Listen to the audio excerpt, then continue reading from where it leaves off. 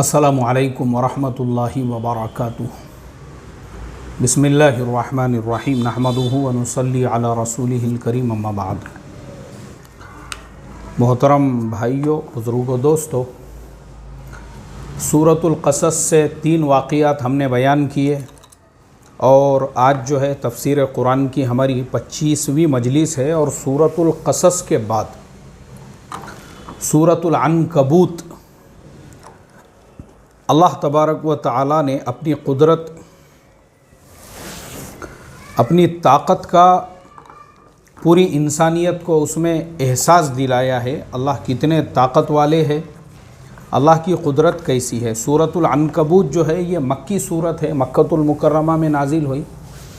और सबसे पहले तो अल्लाह ताला ने इब्तिदा में ही अंबिया अलैहिमुस्सलातु वस्सलाम के वाक़ियात इसमें बयान किए। हज़रत नूह अलैहिस्सलातु वस्सलाम, हज़रत हूद अलैहिस्सलाम, हज़रत लूत अलैहिस्सलाम, हज़रत शुएब अलैहिस्सलाम और तमाम कौमों को अल्लाह ने, जिन्होंने अल्लाह की नाफरमानी की, उनको कैसे हलाक किया, और जो अल्लाह के फरमा बरदार थे अल्लाह ने उनकी कैसे हिफाजत की, वो सब बयान करने के बाद जो इस सूरत का नाम है अनकबूत। अनकबूत अरबी ज़ुबान में मकड़ी को कहते हैं। अब आगे अल्लाह ने यहाँ पे बयान किया कि ये तमाम कौमों को अल्लाह ने अपनी ताकत से कैसे बर्बाद किया, और ये तमाम जो कौमें थी इनको अपनी ताकत पर घमंड था, अकड़ थी, सब कुछ था, लेकिन उनकी हैसियत अल्लाह ताला के नज़दीक सिवाय मकड़ी के जाले के कुछ भी नहीं थी। ये खुलासा इस सूरत के अंदर हमको मिलेगा। तो हम शुरुआत करते हैं। अऊज़ु बिल्लाहि मिनश शैतानिर रजीम। बिस्मिल्लाहिर रहमानिर रहीम। फ़कुल्लन अख़ज़ना बिज़ंबिहि फ़मिनहुम मन अरसलना अलैहि हासिबा वमिनहुम मन अख़ज़तहु स्सैहा वमिनहुम मन ख़सफ़ना बिहिल अर्द वमिनहुम मन अग़रक़ना वमा काना अल्लाहु लियज़लिमहुम वलाकिन कानू अनफुसहुम यज़लिमून। मसलुल्लज़ीना इत्तख़ज़ू मिन दूनिल्लाहि औलियाअ कमसलिल अन्कबूत इत्तख़ज़त बैता व इन्ना औहनल बुयूति लबैतुल अन्कबूत लौ कानू यअलमून। चलिए, सबसे पहले तो अल्लाह ताला ने वो सारे वाक़ियात बयान किए, कौमों को अल्लाह ने कैसे हलाक किया जिन्होंने अल्लाह की नाफरमानी की। अब यहाँ पे अल्लाह ने, जो मैंने आयतें पढ़ा हूँ, इसमें अल्लाह ने कहा फ़कुल्लन अख़ज़ना बिज़ंबिहि, फिर सबको पकड़ा हमने अपने अपने गुनाह पर। फ़मिनहुम मन अरसलना अलैहि हासिबा, फिर कोई था उस पर हमने भेजा पथराव हवा से। अब देखो, एक एक कौम का यहाँ पे ज़िक्र कर रहे हैं कि कुछ कौमें तो सबको हमने पकड़ा है, जिन्होंने भी अल्लाह की नाफरमानी की पकड़ सबको आई, लेकिन कैसी आई? किसी पे अल्लाह ताला फरमा रहे हैं हमने पत्थरों की बारिश की। जैसे हज़रत लूत अलैहिस्सलातु वस्सलाम, मैंने आप तमाम लोगों को वो वाक़िया पीछे बयान मैं कर चुका हूँ, जिन्होंने नहीं सुना है तो उस तफसीर को सुन सकते हैं। वमिनहुम मन अख़ज़तहु स्सैहा, और कोई था उसको पकड़ा चिंगाड़ ने। वमिनहुम मन ख़सफ़ना बिहिल अर्द, और कोई था उसको धंसा दिया हमने ज़मीन में। वमिनहुम मन अग़रक़ना, और कोई था उसको डुबो दिया हमने। वमा कान अल्लाहु लियज़लिमहुम वलाकिन कानू अनफुसहुम यज़लिमून, और अल्लाह ऐसा ना था उन पर जुल्म करे, पर थे वो अपने आप पर ही जुल्म करने वाले। यानी अल्लाह ने जुल्म नहीं किया, उन्होंने अपने आप पर जुल्म किया, क्योंकि अल्लाह ने तो अपनी हुज्जत पूरी कर ली जब उनके पास में नबियों को भेजा, हर कौम के पास। यानी इसी सूरत के शुरू में जो है वो आयत भी है जो मैं बार बार पढ़ता हूँ, वलक़द अरसलना नूहन इला कौमिही फ़लबिथ फ़ीहिम अल्फ़ सनतिन इल्ला 50 आमा। हज़रत नूह अलैहिस्सलाम 950 साल तक कौम को समझाते रहे, तब जाके उसके बाद उन पे अज़ाब आया। तमाम अंबिया अल्लाह ने अपनी हुज्जत पूरी की। तो यहाँ ये कह रहे हैं वमा कान अल्लाहु लियज़लिमहुम वलाकिन कानू अनफुसहुम यज़लिमून। अल्लाह ने उनके ऊपर जुल्म नहीं किया, बल्कि उन्होंने अपनी नाफरमानियों से अपने आप पर जुल्म किया, अपने आप पर जुल्म किया, अपने आप पर जुल्म किया। अब आगे अल्लाह ने वो तमाम कौमों का हाल बयान किया। मसलुल्लज़ीना इत्तख़ज़ू मिन दूनिल्लाहि औलिया कमसलिल अन्कबूत। उन लोगों की मिसाल जिन्होंने अल्लाह को छोड़कर अल्लाह के अलावा दूसरों को अपना हिमायती बनाया और उनको अपना खुदा बना लिया, उनकी मिसाल ऐसी है जैसे मकड़ी की मिसाल, कमसलिल अनकबूत, मकड़ी की मिसाल। इत्तख़ज़त बैता, बना लिया उसने एक घर, व इन्न औहनल बुयूति लबैतुल अनकबूत, और सब घरों में सबसे ज़्यादा कमज़ोर घर अगर किसी का है तो वह मकड़ी का घर है। लौ कानू यअलमून, अगर उनको समझ होती। अब देखो ये इंतहाई समझने वाली आयत है। मैं इंशाअल्लाह आप लोगों को कोशिश करूँगा समझाने की, और उम्मीद करूँगा अल्लाह मुझे भी आपको भी हम तमाम को ये आयत समझा दे। देखो वो लोग जिन्होंने अल्लाह के अलावा अपने बुतों को खुदा बना लिया था और अलग अलग चीज़ों को, क्योंकि अलग अलग कौमें थी, जैसे हज़रत नूह अलैहिस्सलातु वस्सलाम की ही जो कौम थी, तो उन्होंने जो है हर एक के लिए अलग अलग खुदा बना लिए थे। कोई बारिश का खुदा था उनका, कोई बच्चे देने वाला खुदा था, कोई उनके खेती बाड़ी में अनाज पैदा करने वाला। वह अल्लाह को छोड़कर इस तरीक़े से उन्होंने जो है ना यगूस, यऊक, नसर, वो जो चार पांच जो उनके बुत थे उनको जो उन्होंने खुदा बना लिया था। ऐसे ही जो तमाम कौमें थी उन्होंने अपने लिए खुदा बना लिए थे अलग अलग चीज़ों को। अब देखिए इराक़ के अंदर ये दौरे हुकूमत गुज़रा है जिसे कहते हैं बाबीलोन। आज के ज़माने में उसे बाबिल कहते हैं, लेकिन अगर आप गूगल पे जाएंगे आपको बाबीलोन सिविलाइजेशन अगर आप देखोगे उसके अंदर जो है ना वो पूरा सिविलाइजेशन मिलेगा आपको। बाबीलोन दुनिया का सबसे कदीम और पुराना सिविलाइजेशन, और वो जो बाबीलोन शहर है आज भी इराक़ में है, उसे हिल्ला कहते हैं। सद्दाम हुसैन का जो महल है उसी शहर के अंदर है, हिल्ला में ही। तो वो जो हिल्ला है, हिल्ला में ही बाबीलोन के पुराने खंडरात अभी भी मौजूद है, वो सिविलाइजेशन के, यानी वो उस ज़माने का दुनिया का सबसे बड़ा शहर शुमार होता था बाबीलोन। तो वो बाबीलोन जो शहर था उसमें दाखिल होने के लिए जो कमानें वगैरह बनी हुई थी, वहाँ के लोग यानी वहाँ के जो बादशाह थे उन्होंने अपने दिल से एक खुदा बनाया हुआ था जिसका सर जो है वो सांप की तरह से, और जिसके पैर जो है वो शेर की तरह से, और जिसके ऊपर जो है यानी इस तरह से उन्होंने मन घड़त अपने लिए एक खुदा बनाया था। सब चीज़ें उसमें अलग अलग जानवरों की उन्होंने शामिल की थी बाबीलोन सिविलाइजेशन के अंदर। तो ये लोग जो थे ये सब चीज़ों को खुदा समझते थे, जबकि कुरान में अल्लाह ने कहा कि देखो जबकि अल्लाह ने उनके लिए अंबिया को भेजा और अंबिया ने उनको समझाया कि देखो ये सब चीज़ों का पैदा करने वाला एक अल्लाह है, उसको खुदा बनाओ। तो उन्होंने नहीं खुदा माना, क्योंकि उनको इस चीज़ का घमंड था और उनको इस चीज़ की आकड़ थी। मतलब उनको ऐसा लगा था कि भाई सारे जानवरों में से मिला के हमने एक खुदा बनाया हुआ है, तो जैसे ये जानवर ताकतवर है, जैसे कि शेर है, जैसे कि अजगर सांप है, वैसे ही हमारे सारे खुदा भी जो है वो एकदम ताकतवर है, वो हमको उनसे ताकत मिलेंगी। उसके बाद में दूसरा सिविलाइजेशन ये है जो पर्शियन सिविलाइजेशन जिसे कहते हैं, यानी ईरान के अंदर। ये सब दुनिया की कदीम सिविलाइजेशंस है। ईरान एक ऐसा मुल्क है, आपको ईरान के बारे में कुछ बातें मैं बता दूं।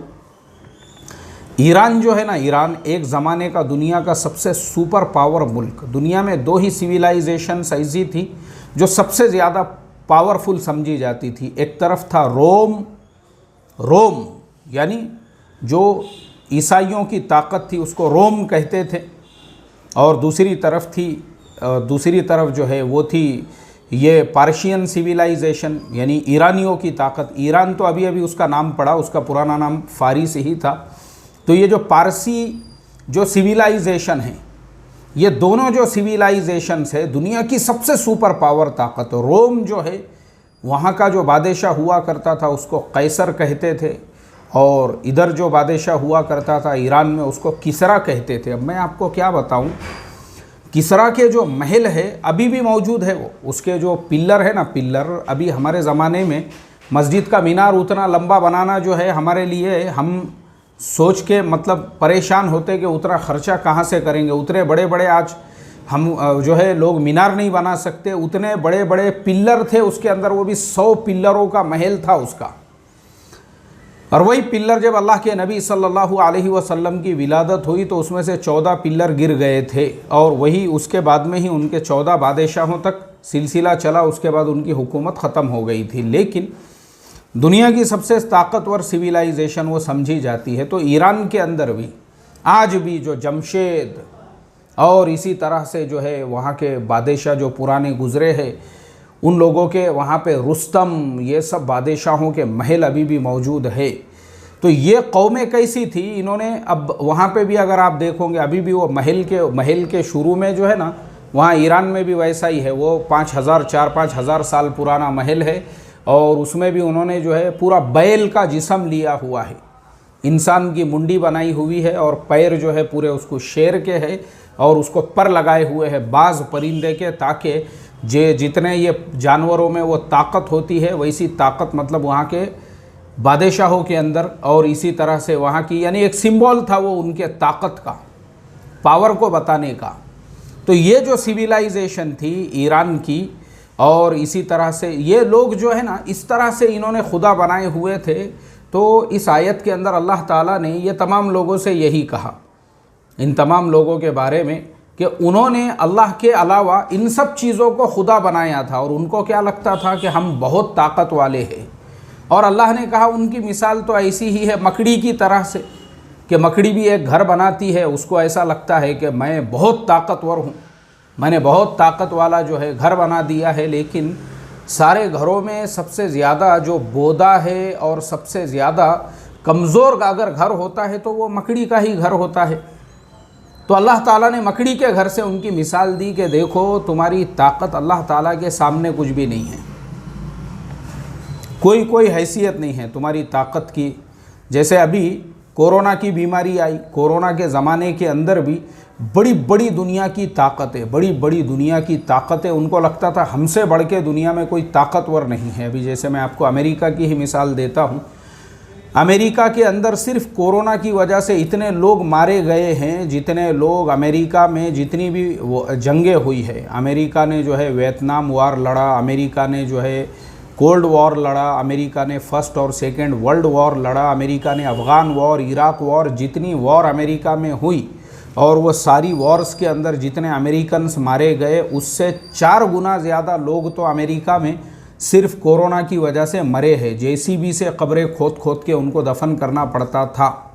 ये किसकी ताकत है? ये अल्लाह की ताकत है, जिसने पूरी दुनिया को अपने आगे झुका दिया और ये कहा कि एक छोटी सी बीमारी भी तुम्हारी कमर तोड़ने के लिए तैयार है, तुम्हारे पूरे दुनिया के इकोनॉमी को पूरी तरह से धराशायी करने के लिए तैयार है। ये अल्लाह का निज़ाम है, ये अल्लाह की ताकत है, ये खुदा का निज़ाम, खुदा की ताकत है। मुझे आप बताइए, हालांकि अमेरिका वाले, अभी आप देखेंगे जो लोग अमेरिका के जो ये बहुत सारे अमेरिका के जो है किस्से कहानियाँ जो मैं देखते रहता हूँ, वो लोग जो अवेंजर्स, मतलब अमेरिका पे अगर हमला होगा तो यानी आसमान से दूसरे सितारों से ही अमेरिका में हमला हो सकता है।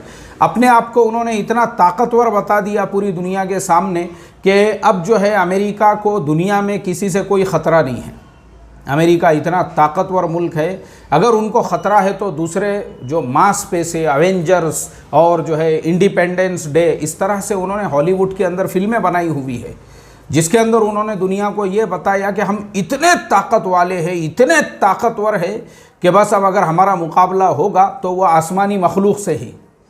लेकिन अल्लाह ताला ने उनका ये जो घमंड था, उनकी ये जो अकड़ थी, सिर्फ एक छोटे से कोरोना वायरस से मिट्टी में मिला दिया। अल्लाह ताला ने कहा कि नहीं नहीं नहीं, अरे तुमको अवेंजर्स की ज़रूरत नहीं है और ना ही तुमको एलियंस की ज़रूरत है, ना ही ये सब तो तुम्हारी जो है ना खाली ख्वाब ख्याल की ज़िंदगी है। जैसे मकड़ी ये समझती है कि मैंने बहुत मजबूत जाला बना दिया है, तुम्हारी औकात और हैसियत इतनी भी नहीं है, तुमको किसी से तुमको ना एलियंस की ज़रूरत। एक छोटा सा वायरस, एक वायरस भी तुम्हारे पूरे मुल्क को जो है कमज़ोर करने के लिए काफ़ी है। और पूरी दुनिया ने देखा, हम भी अपनी आँखों से जो कोरोना देख रहे हैं, दुनिया की सुपर पावर से सुपर पावर जो ताकतें हैं, उन्होंने उसके आगे घुटने टेक दिया। क्यों ऐसा हुआ?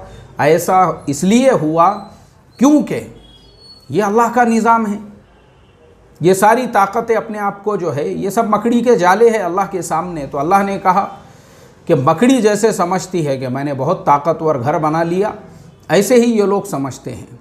लेकिन उनको हलाक करने के लिए या उनको उनकी औकात बताने के लिए अल्लाह को कुछ करने की ज़रूरत नहीं है, बल्कि एक छोटे से वायरस से अल्लाह ने पूरी दुनिया को ये समझाया। जैसे पहली कौमों के ऊपर अलग अलग तरह के अजाब आते थे, उनको समझाने के लिए तूफ़ान आ गया और कहीं पे जो है ज़लज़ले आ गए और कहीं पे ज़मीनें धंस गई और कहीं पे पत्थरों की बारिश हो गई और कहीं पे जो है इस तरह से आंधियाँ आ गई। वो कौमों को उस ज़ुबान में समझाया गया। और आज हमारे ज़माने के अंदर पूरी दुनिया को जो है एक छोटे से वायरस से अल्लाह ताला ने अपनी ताकत को समझा दिया, सबसे बढ़कर जो ताकत है। और यहाँ पे कहा भी लौकानू यालमून, अल्लाह की ताकत को वही समझ सकता है जिसको अल्लाह ताला ने जो है उसकी समझ और उसकी का फ़हम अता किया हुआ है। इन्नल्लाह यअलमु मा यदऊना मिन दूनिही मिन शै व हुवल अज़ीज़ुल हकीम। अल्लाह जानता है जिसको वो पुकारते हैं उसके सिवाय वो कोई चीज़ नहीं है और वह ज़बरदस्त हिकमतों वाला है। अल्लाह के अलावा तुम किसी को भी पुकारो, जैसे मैंने बताया बाबिलोन जो सिविलाइजेशन थी दुनिया की सबसे पुरानी, उन्होंने अपने दिल से एक खुदा बना लिया हुआ था जिसमें सारे जानवरों का एक मिक्सर बना दिया था। अल्लाह ताला ने कहा कि तुम किसी को भी पुकार लो अल्लाह ताला के अलावा, वो कोई चीज़ नहीं है, उसकी कोई हैसियत कोई औकात ही नहीं है। जैसे अभी ईरान का मैंने बताया, आप देखोगे अगर जाकर तो आपको मिलेगा, परक्यूलेस बोलते हैं उसको, इंग्लिश के अंदर गूगल पे डालेंगे तो उसकी सब तस्वीरें आएगी आपको। आगे फरमाया वतिलकल अम्सालू नदरिबुहा लिन्नास वमा यअक़िलुहा इल्लल आलिमून। और ये मिसालें इसीलिए बयान की जाती है, हम लोगों को इसीलिए जो है ये मिसालें बयान करते हैं लोगों के वास्ते, और उनको समझते हैं जिनको अल्लाह ने समझ दी है। तो ये मिसालें इसीलिए बयान की जाती है कि जिनको अल्लाह ने अक़ल सलीम अता फ़रमाई है वो ये सब बातों को समझते हैं। अब मैं और आप मुसलमान हैं और बाकी जो भी सुनने वाले हैं, हम भी इंसान हैं, हमने भी इन तमाम बातों से यही समझना चाहिए कि देखो सबसे बड़ी जो ताकत है वो अल्लाह तबारक व तआला की ताकत है, वो खुदा की ताकत है, वो हमारे मालिक और खालिक की ताकत है। उसके सामने सारी ताकतें जो है ना बेबस है, बेबस। और एक मिसाल मुझे याद आई यूक्रेन की। यूक्रेन जो बर्बाद हुआ अभी हम देख रहे हैं, वो यूक्रेन इतना घमंडी, इतना अकड़ थी यूक्रेन की गवर्नमेंट के अंदर। मैं हमारे कई इंडियंस के वीडियो देखता हूँ, यूट्यूब पे आप जाके देखो, उनके वीडियो में आपको मिलेगा। यूक्रेन वाले उनको डिपोर्ट कर देते थे, उनके पास में वहाँ का वीज़ा है, उनके पास वहाँ के पेपर है, होटल की बुकिंग है, क्रेडिट कार्ड है, सारी चीज़ें हैं। उसके बावजूद वो हकल देते थे एयरपोर्ट पे से, एयरपोर्ट से ही लोगों को सिर्फ घमंड और अकड़ में, और ये कहते थे हम बहुत ताकत वाले हैं, हम बहुत पैसे वाले हैं, हमारा मुल्क बहुत बड़ा है, हमारी ताकत ऐसी है, हमारी ताकत वैसी है। आज अल्लाह ताला ने उसी यूक्रेन का ये हाल कर दिया। वो यूक्रेन दुनिया भर के लोगों को आवाज़ लगा रहा है। अफ्रीका में उसने अपने जहाज़ भेजे कि अफ्रीका के जो काले लोग हैं उनको बुलाने के लिए कि आओ हमारे मुल्क में आके जंग लड़ो, अगर तुम हमारे मुल्क में सिर्फ आ जाते हो, अब तो वीज़ा नहीं, हम तुमको अपने मुल्क का पासपोर्ट देंगे, अपने मुल्क की शहरियत देंगे, आ जाओ तुम हमारे मुल्क के अंदर। ऐसे जहाज़ भेजे उन्होंने अफ्रीका के मुल्कों के अंदर, ताकि वहाँ से जो है वो काले लोगों को भर भर के ला सके और हम यहाँ पे उनको सिटीज़नशिप दे सके। कोई जाने के लिए तैयार नहीं है वहाँ पे। ये अल्लाह का निज़ाम है, ये अल्लाह का जो फरमाया ना, वमा याक़िलुहा इल्लल आलिमून, जिनको अल्लाह ने समझ अता फरमाई है वो ये तमाम बातों को समझ जाते हैं। खलक़ल्लाहुस समावाति वल अर्दा बिल हक़्क़, अल्लाह ने बनाए आसमान और ज़मीन जैसा अल्लाह चाहते थे। इन्न फ़ी ज़ालिका ला आयतल लिल मुमिनीन, और इन तमाम चीज़ों में, चाहे ज़मीन हो, आसमान हो, हर चीज़ में अल्लाह ताला के कुदरत की निशानियां हैं। इंसान ने जो है ये तमाम निशानियों से अल्लाह ताला की ताकत को समझना चाहिए कि अल्लाह ताला ने जो है कैसे आसमान बनाया है, कैसे ज़मीन बनाई हैं, और कैसे अल्लाह तबारक व ताला ने जो है ज़मीन आसमान के दरमियान में खला बनाया है, और अल्लाह ताला ने हज़ारों और लाखों यूनिवर्स के अंदर जो है प्लैनेट्स बना दिए हुए हैं, अलग अलग तरह के, और अलग अलग तरह के सितारे और सैयारे। ये है अल्लाह ताला की कुदरत, और ये निशानियां हैं ईमान वालों के लिए। अब हम यहाँ से 21वें पारे में दाखिल होते हैं। फरमाया अऊज़ु बिल्लाहि मिनश शैतानिर रजीम उतलु मा ऊहिया इलैका मिनल किताबि व अक़ीमिस सलाह, तू पढ़ जो उतरी तेरी तरफ किताब और कायम रख नमाज। इन्नस्सलाता तन्हा अनिल फ़हशाइ वल मुनकर, बेशक नमाज रोकती है बेहयाई और बुरी बात से। वलदिक्रुल्लाहि अकबर, और नमाज जो है वो अल्लाह ताला का की सबसे बड़ी याद है। वल्लाहु यअलमु मा तस्नऊन, और अल्लाह ताला को तुम्हारे हर अमल की ख़बर है। अब देखो यहाँ पे शुरू का जो जुमला है जिसमें अल्लाह ताला ने कहा कि जो कुरान करीम तुम्हारे ऊपर नाजिल किया गया उसकी तुम तिलावत किया करो, यानी उसको पढ़ा करो और नमाज को कायम रखो। ये एक ही लाइन है, ये एक ही लाइन के अंदर अल्लाह ताला का जो है ये हुक्म है। अब मैं इस पर थोड़ा सा वजाहत करना चाहूँगा आज के मुसलमानों की बर्बादी की। देखो आज के मुसलमानों को ये अल्लाह ने अपने नबी को हुक्म दिया। अभी आप सोचो जिस नबी पे कुरान उतर रहा है ख़ुद उनको हुक्म दिया जा रहा है, उतलु मा ऊहिया इलैका मिनल किताब, जो किताब तुम पर उतारी जा रही है उसको तुम पढ़ा करो, उसकी तिलावत किया करो। अब तुम सोचो जब नबी को हुक्म है तो मैं और आप कौन हैं? और हमारा सबसे बड़ा प्रॉब्लम यह है कि कुरान से हमारी दूरी है। हम कुरान को तर्जुमे के साथ क्यों नहीं पढ़ते, हम तफसीर के साथ। मुझे आप बताओ, हम जो है अपने आप को मुसलमान कहते हैं, जैसे मैंने अभी बताया 2-4 रोज़ पहले, रोज़ाना भी मैं बताता हूँ वैसे अरबों के बारे में। अरबों की खुसूसियत, जो अरबों ने इस्लाम को समझा है क्योंकि वो अरबी उनकी मादरी ज़ुबान है और उनके कारों के अंदर चलते चलते कुरान की तिलावत चल रही है। अब अगर कोई सवाल करे कि भाई कार में सुन सकते, बिल्कुल सुन सकते अगर आप ध्यान तवज्जो से कुरान की तिलावत सुन रहे हो।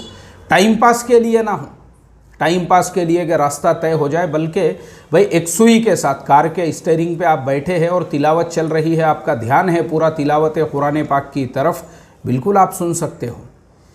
ऐसे ही अरबों के हर जगह पे आप देखोगे तो कुरान करीम की वो वहाँ पे तिलावत चलती रहती है। तो कुरान करीम की जो तिलावत होती है, एक तो उनको अरबी पूरी ज़ुबान समझती है और हमारे यहाँ पे हमको अरबी समझती नहीं है, इसलिए हमने आज तक कुरान नहीं समझा। और कुरान नहीं समझने का सबसे बड़ा प्रॉब्लम ये है कि हमारे यहाँ जुब्बे आ गए। जुब्बे, ये जो जुब्बे है ना, जुब्बे आ गए हमारे पास, 50-50 रुपये की टोपियाँ आ गई, रुमाल आ गए हमारे पास में। ज़ाहिरी जो मुसलमानों के जैसी वज़ाक़ता है वो आ गई। इस्लाम हमको समझ में नहीं आया, ना हमारे आज पैसों के लेन देन के मामलात में इस्लाम है, ना हमारे शादी ब्याह में इस्लाम है, ना हमारे घरों के मुआशरत में इस्लाम है, ना हमारे मामलात में इस्लाम है। क्यों नहीं है? इसलिए नहीं है क्योंकि जुब्बा पहनने को हमने इस्लाम समझा, 50 रुपये की टोपी पहनने को इस्लाम समझा, खांदे पे रुमाल रखने को इस्लाम समझा। मामलात का इस्लाम, मामलात का इस्लाम किसे कहते हैं? अगर आपने किसी से कर्ज़ लिया है तो वक्त पे उसका कर्ज़ अदा करना, ये मामलात का इस्लाम है। किसी से पार्टनरशिप कर रहे हो तो बराबर उसके मसाइल का आपको इल्म होना, ये मामलात का इस्लाम है। किसी की दुकान आपने किराए से ली है, उसकी मुद्दत पूरी होने के बाद में उसकी दुकान उसको छोड़ देना। अगर आप बिस्सी चला रहे हो और अगर किसी की बिस्सी निकल गई है, वक्त पे उसके पैसे दे देना। वरना मैंने देखा हूँ, जुब्बे है हमारे पास, जुब्बे वालों को देखा हूँ, मेरी भी एक जुब्बे वाले के पास में बिस्सी थी, वो बिस्सी निकल के 3 महीने हो गए तो भी वो पैसे देने को तैयार नहीं है। और जुब्बा जो है रगड़े मार रहा है, ज़मीन का पूरा कचरा साफ़ कर रहा है वो, माशाअल्लाह।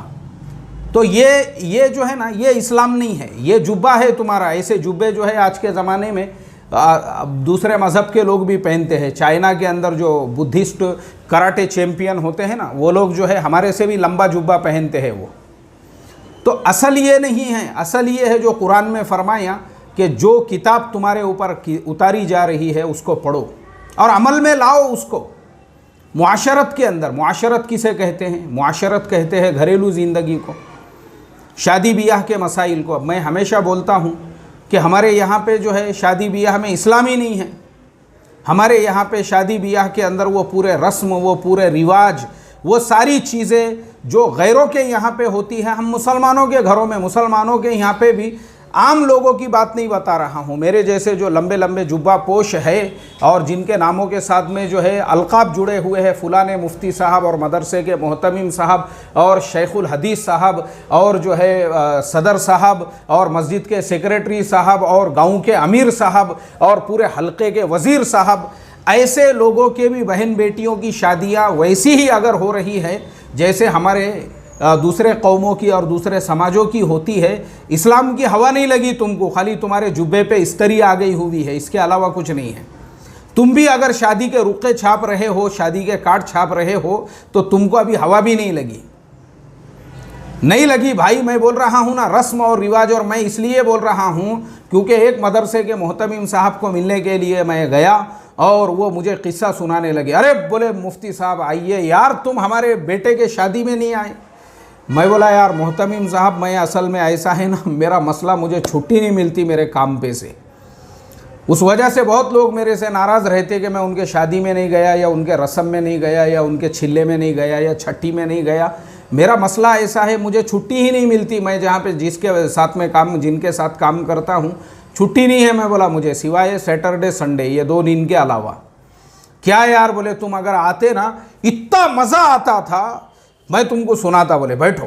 अब उन्होंने बिठाए मुझे और उसके बाद फिर शुरू करे उन्होंने अपने फ़र्जंद की। मदरसे के मोहतमिम साहब है, ये दीन के ठेकेदार साहब है, मुझे आप बताओ शरीयत के ज़िम्मेदार साहब है, और ये मुझे जो है अपनी गैर इस्लामी बेटे के शादी का पूरा वाक़या सुना रहे। उसके बाद बोले हमारे घर के सामने ऐसी लग्जरी कारों की पूरी ऐसी लाइन लग गई।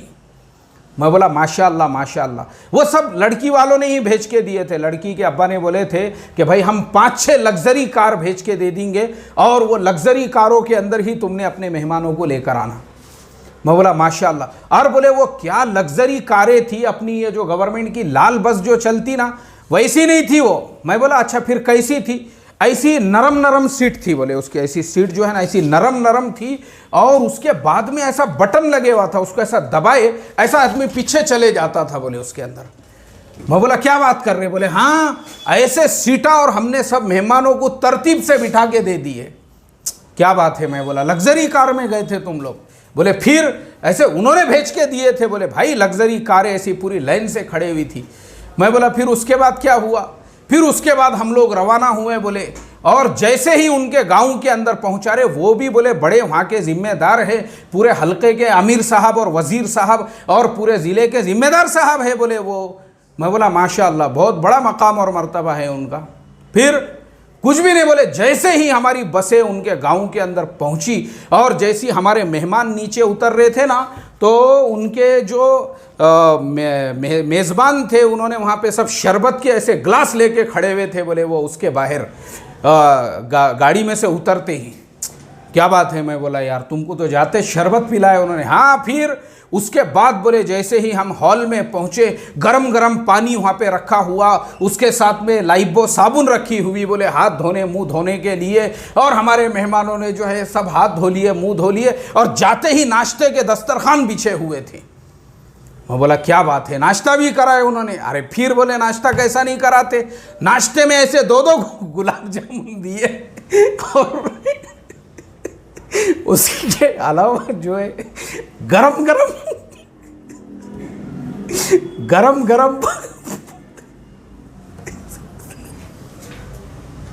बोले गरम पोहे बने हुए थे, और साथ में 2-2 गुलाब जामुन भी दे दिए। मैं बोला माशाल्लाह, इससे बढ़ के बात क्या हो सकती है। मैं बोला फिर आगे क्या हुआ, आगे क्या हुआ? बोले आगे उसके निके खानी हो गई, उसके बाद बोले ऐसे टेबल पे बिठा के उन्होंने सारे मेहमानों को खाना खिलाए। मैं बोला माशाल्लाह, और ऐसे बड़े बड़े लेग पीस थे उसके अंदर, इतने बड़े बड़े लेग पीस एक एक मेहमान को खिलाए बोले उन्होंने। क्या बात है। मैं बोला मोहतमिम साहब क्या माशाल्लाह लड़की वालों ने क्या खिदमत, अरे बहुत पैसे वाले हैं बोले वो, अभी क्या बोलने का, और खाली पैसे वाले भी नहीं है, बहुत दीनदार लोग हैं बोले वो, बहुत दीनदार है, बहुत उनका जो है माशाल्लाह, उनकी क्या मैं तुमको कुर्बानियाँ बताऊं बोले, वाकई में भी जो है बड़े बड़े अलकाब उनके साथ में लगे हुए हैं, बहुत खिलाए बोले उन्होंने वहाँ पे। अच्छा हाँ, फिर खाना होने बाद ऐसे ठंडे गार जो है पेप्सी और क्या कहते हैं उसको, कोका कोला के बाटलियाँ भी दिए बोले पीने के वास्ते सारे लोगों को। मैं बोला माशाल्लाह यार क्या तुम्हारा इकराम किए। ये है हमारा इंडियन इस्लाम का प्रॉब्लम, इसको इस्लाम समझे हमने, यानी मुआशरत में इस्लाम आया ही नहीं हमारे, कि हमारे निकाह सादगी के साथ में हो, हमारे निकाह में। अरे भाई अब मैं आपको बताता हूँ, रशिया के अंदर मेरे एक दोस्त का निकाह हुआ, मेरे एक दोस्त का, तो वो जो मेरे दोस्त का निकाह हुआ तो मैंने उससे सवाल किया, मैं बोला भाई कितने तुम्हारे लोग मेहमान थे? बोले हम लोग 10 लोग थे। मैं बोला 10 लोगों में हो गया निकाह? हाँ बोले हमारे 10 लोग थे, लड़की वाले कुछ 5-6 हो रहेंगे, टोटल मिला के ऐसे जो है 15 से 20 लोग थे, निकाह हो गया माशाल्लाह, हमने रुखसती करके लेकर आ गए। तो मैं बोला यार वहाँ पे निकाह, बोले हमारे यहाँ पे जो करोड़पति भी रहेगा ज़्यादा से ज़्यादा उसके मेहमान 50 रहेंगे, 50 से ज़्यादा कोई यहाँ कोई भी जो है दावत नहीं देता बोले, यहाँ नॉर्मली सिर्फ 10 मेहमान ही रहते हैं। बहुत बड़ा समझो कोई बिलेनियर है, मिलेनियर है, पैसे वाला है, नाम वाला है, तो उसके 50 मेहमान होते हैं। ये मैं बोला यार 50 मेहमान तो हमारे यहाँ पे लड़की देखने के लिए जाते हैं, खाली टाटा 407 को लटक के, या लड़के का घर देखने के लिए जाना है, 50 तो यहाँ पे हमारे वहाँ उसको भी नहीं पूरते। तो उसने मुझे ऐसा बताया। तो बताने का मकसद ये है कि हमारी मुआशरत में दीन क्यों नहीं है, प्रॉब्लम है हमारा। अगर हमारे नामों के साथ, मैंने आम इंसानों पे मैं नहीं आया हूँ, आम मुसलमानों पे, मैं दीनदारों की बात कर रहा हूँ, उनकी मुआशरत में इस्लाम नहीं है। इतना एहतमाम रस्म के अंदर भी, यानी ये जो रस्म व रिवाज है उसके अंदर भी जो है हमारे यहाँ के दीनदारों को भी अगर आप देखोगे, ऐसे अगर मैं आपको किस्से सुनाने बैठूँगा तो तफसीर का हमारा वक्त पूरा उसी में चला जाएगा।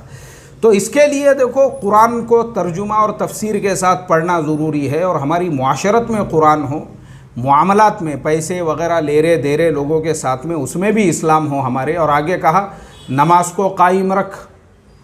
अब नमाज है हमारी ज़िंदगियों में, नमाज को कायम रखना भी ज़रूरी है, इसलिए कि जब इंसान नमाज़ों का पूरा एहतमाम करता है, अल्लाह ताला हर तरह के शर से, ज़रर से, मुनकरात से और फुहश से उसकी हिफाजत फरमाते हैं।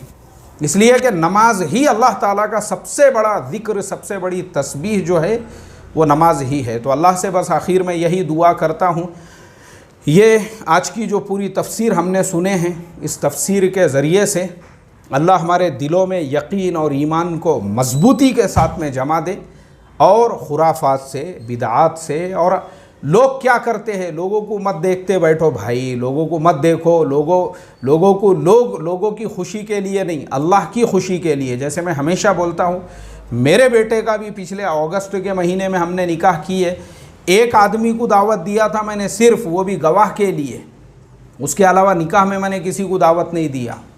क्यों? लड़की वालों के घर पे जाके बोझ बनने का है। तो इसके लिए हमारी मुआशरत में भी इस्लाम होना चाहिए, मुआमलात में भी इस्लाम होना चाहिए। अल्लाह हम तमाम को अमल करने वाला बनाए। अस्सलामु अलैकुम व रहमतुल्लाहि व बरकातुहू।